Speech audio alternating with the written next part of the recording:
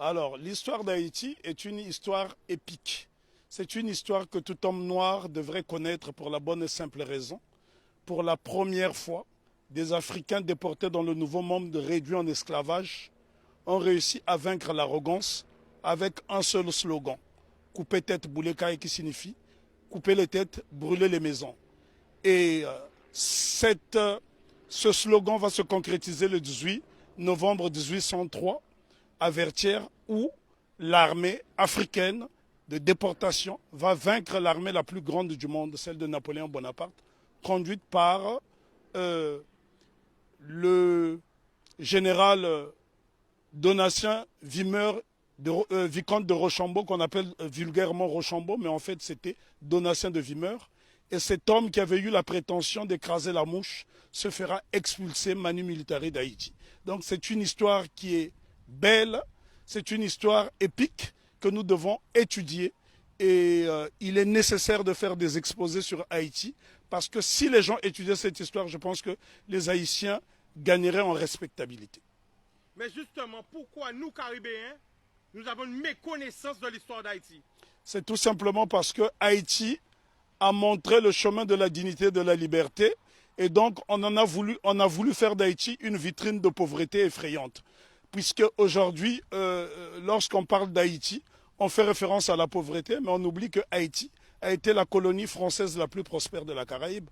À elle seule, elle procurait plus des 3/4 de la production sucrière. Ce sont là des choses qu'on doit savoir, d'autant plus que la métropole française considérait Haïti comme la perle des Antilles. Mais comment expliquer que ce bout de terre africaine dans l'océan est devenu subitement une vitrine de pauvreté effrayante? Et là, je pense qu'il est nécessaire d'en parler avec des images à l'appui, parce que c'est à Saint-Domingue, parce que lorsqu'on parle de la révolution haïtienne, c'est une faute.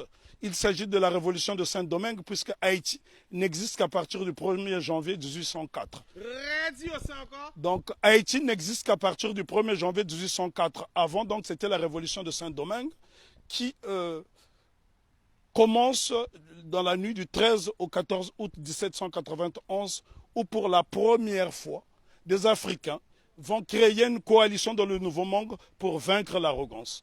Et ce jour-là, les Africains étaient, je parle bien des Africains parce qu'il s'agissait des hommes qui ont été déportés d'Afrique, qui parlaient encore des langues africaines et qui pratiquaient des cultes africains. On pourrait citer notamment Makandal qui a été capturé au Congo. On pourrait citer Biassou qui était également congolais. Mais ça a été une coalition. En fait, la cérémonie dite du bois caïman est considérée comme un pré-congrès panafricain. Ce que les gens ne savent pas dans la Caraïbe, d'ailleurs, il y a un problème de connexion, puisqu'il n'y a pas assez de bateaux pour faire cette connexion. Et si je pense qu'il y avait cette possibilité de se rendre dans différentes îles, le mépris des Haïtiens serait tombé à l'eau.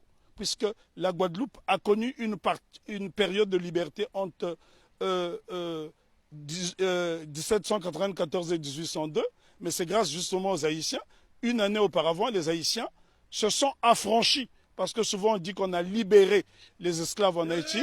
Les Haïtiens n'ont jamais été libérés. Ils se sont affranchis tout seuls avec la machette. Donc voilà pourquoi Non, mais les Haïtiens sont les premiers Africains déportés dans la Caraïbe qui ont brisé les chaînes de l'oppression. Nous devons savoir que Haïti a eu pour vocation de libérer toutes les nations opprimées. Ce qu'on ne dit pas assez souvent, lorsque la Grèce a été dominée par les Ottomans, au milieu du 19e siècle, ce sont les Haïtiens, sous la présidence de Jean-Pierre Boyer, qui ont libéré la Grèce. Et ce sont des choses qui n'apparaissent pas dans les manuels scolaires. Une autre information inédite, c'est grâce à la voix d'Haïti que l'État d'Israël a été créé en 1948. Donc ça, ce sont des choses que les gens doivent savoir. Haïti a été le pays le plus démocratique du monde, puisque toute personne qui arrivait sur le sol haïtien était considérée comme nègre. Donc tous les opprimés de la planète trouvaient refuge en Haïti. Et ce pays est devenu aujourd'hui une vitrine effrayante de la pauvreté. Je suis obligé d'insister sur le mot de vitrine parce qu'il a subi un blocus qu'aucune nation n'avait subi. Imaginez-vous qu'une petite île comme Haïti a été victime du syndicat des empires coloniaux qui était constitué du Danemark, de la France, de l'Espagne, de l'Angleterre, des États-Unis d'Amérique, de la Hollande, de la Suède, parce que toutes ces nations ne voulait pas voir une nation indépendante nègre. Et souvent on dit de Haïti que ça a été la première république nègre.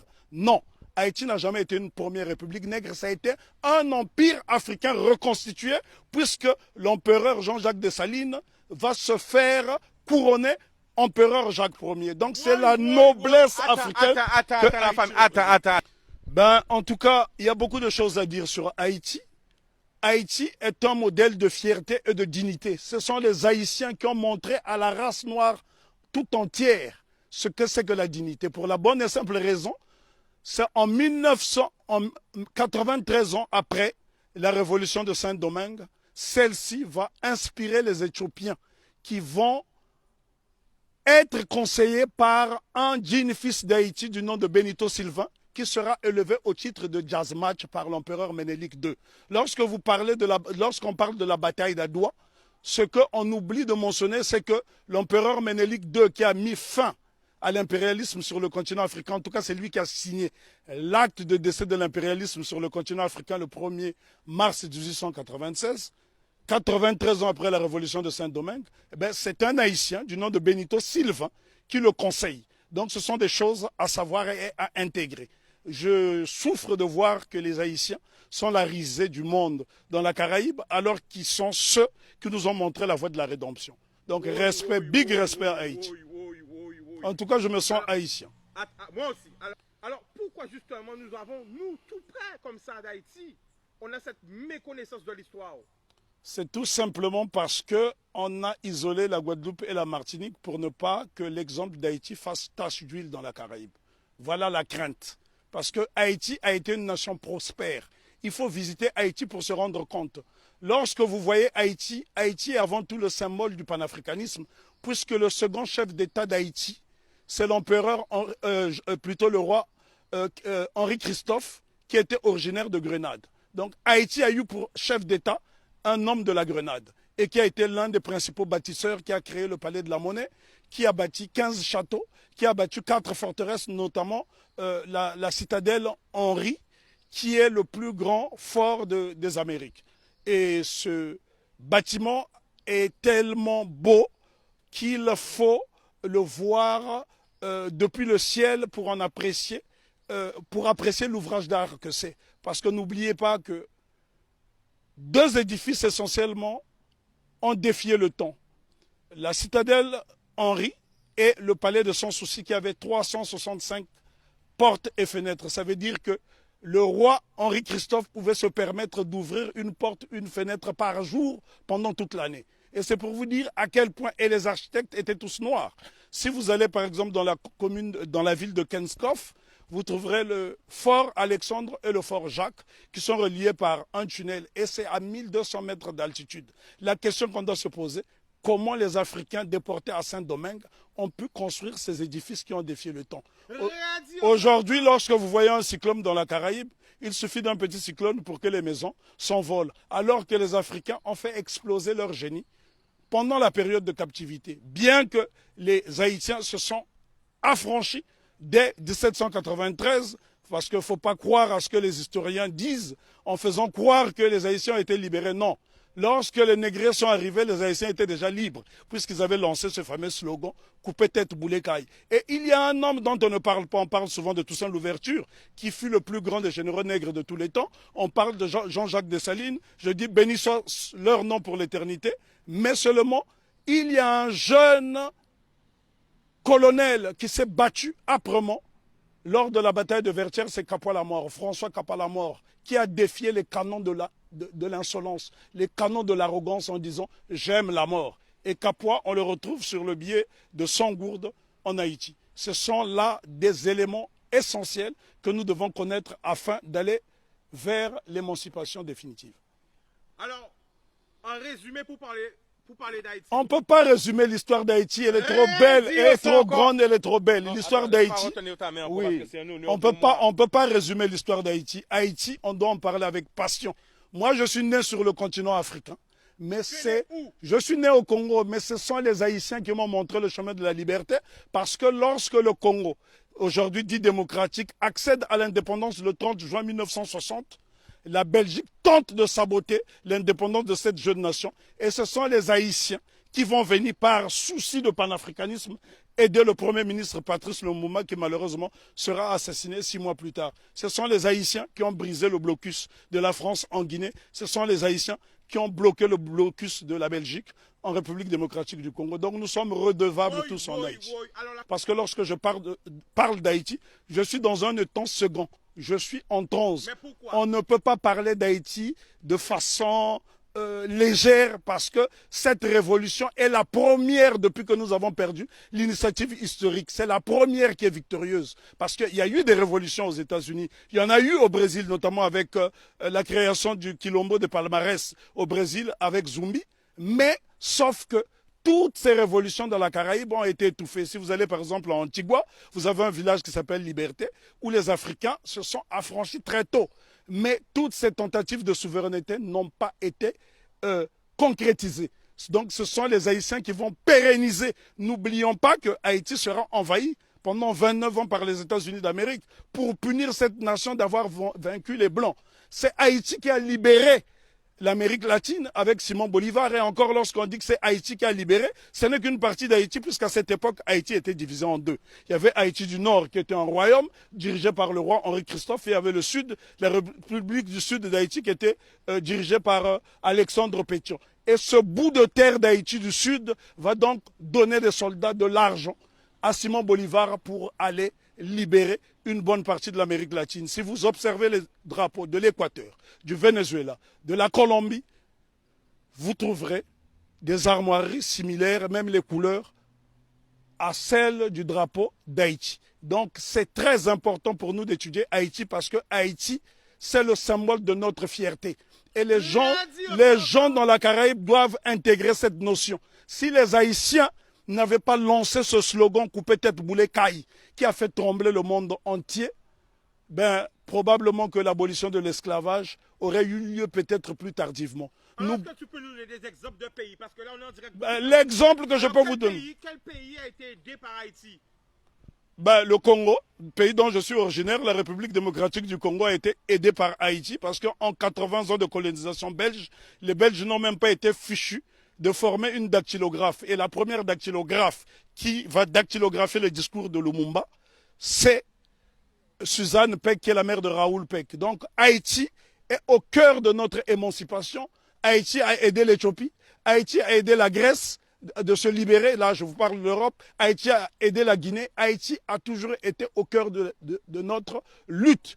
L'exemple le plus simple, lorsque vous arrivez à Cuba, sur les bords du Malecón, vous trouverez un grand monument qui est dédié à Antonio Maceo. Très peu de gens connaissent ce héros qu'on appelait à l'époque le Tito de bronze. Lui-même qui est le véritable père de l'indépendance de Cuba. On vous parle souvent de José Marti, mais en vérité le père de l'indépendance de Cuba, celui qui a lancé les hostilités contre les Espagnols, c'est Antonio Maceo. Lui-même a été formé en Haïti. Donc Haïti, si vous allez à Cuba, les Haïtiens sont très respectés. Il y a des localités entières où on trouve des Haïtiens.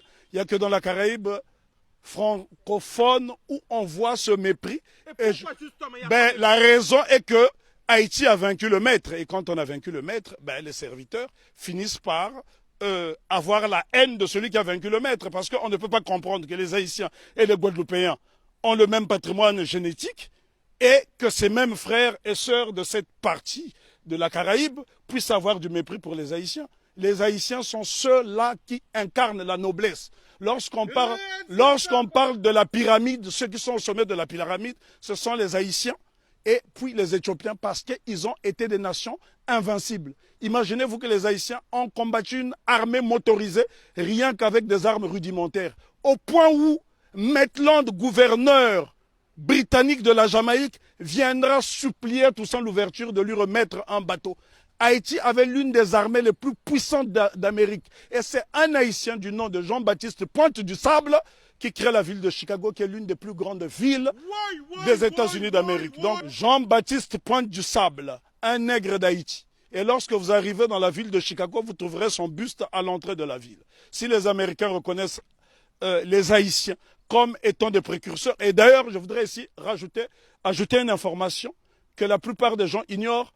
Si la Louisiane a été vendue aux États-Unis d'Amérique, ce n'est que la conséquence de la bataille de Vertières. Parce que Napoléon Bonaparte avait peur qu'il y ait une contagion en Louisiane. Voilà pourquoi la Louisiane sera vendue aux États-Unis d'Amérique, ce qui lui permettra de doubler sa superficie. Donc ce sont les Haïtiens qui ont permis aux États-Unis d'Amérique d'avoir une grande superficie. Et on ne remerciera jamais assez Haïti d'incarner cette résistance. Pourquoi Haïti est-on détesté? Pourquoi les Haïtiens sont haïs par les siens?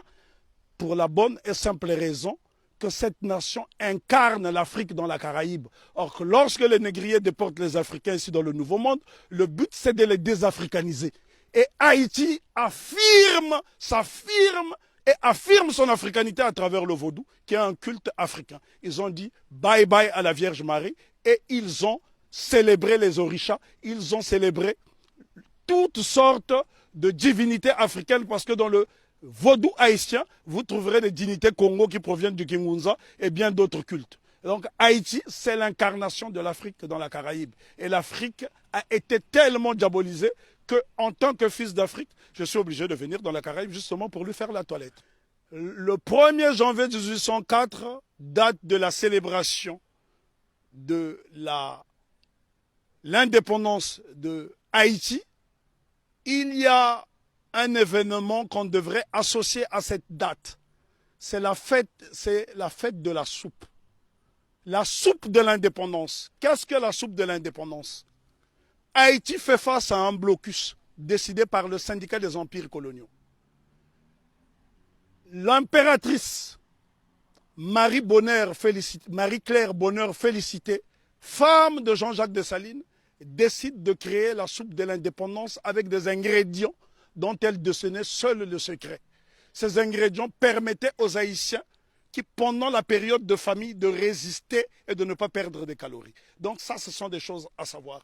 Il y a un savoir scientifique en Haïti qui étonne encore le monde. C'est en Haïti que les Africains ont produit les plus beaux édifices depuis la chute de l'Égypte. Je répète, c'est sur la terre sacrée d'Haïti que les Africains ont réalisé les plus beaux édifices depuis la chute de l'Égypte. Pourquoi nous a formaté, je dirais plutôt, à avoir peur du vaudou? Pour la bonne et simple raison, parce que les cultes africains ne sont pas prosélytes. Et ces cultes ont permis justement aux marrons de résister et les cultes africains ont survécu dans toute la Caraïbe, pas seulement en Haïti. Si vous allez par exemple en Jamaïque, il y a le Pacomania, c'est un culte typiquement africain. Allez en Dominique, vous trouverez ces cultes africains. Le problème est que les gens ne s'intéressent pas à ces cultes. Lorsque vous voyez par exemple le Grappa à Congo qui sera célébré après-demain à Cap-Esther par la famille Massembo, ce sont des postes de résistance africaine dans la Caraïbe. Et dire simplement à mes frères et sœurs de la Caraïbe que n'ayez pas peur d'Haïti, faites-en une source parce que l'eau qui provient de la source haïtienne est intarissable et cette eau est tellement limpide qu'elle nous permettra d'avoir une vision claire et nette. Nous ne pouvons pas juger Haïti à travers des lunettes du négrier. Sinon, on finira par avoir un regard étriqué. Jugeons Haïti à travers nos propres lunettes. Voilà pourquoi Marcus Garvey disait « Si le nègre ne prend pas garde à lui, il boira tous les poisons de la civilisation moderne et il en mourra. Vive Haïti !» Je tiens à signaler que j'ai la particularité de faire des conférences sur l'Afrique gratuitement dans la Caraïbe parce que mon but justement, c'est de raconter la version du gibier qui n'a jamais été racontée. Parce que pendant 400 ans, vous avez eu droit à la version du chasseur. Et les Africains disent dans un proverbe très éloquent, tant que les lions n'auront pas leurs propres historiens, les histoires de chasse seront toujours à la gloire du chasseur. Donc je suis là en tant que gibier pour vous apporter la version solide de l'Afrique.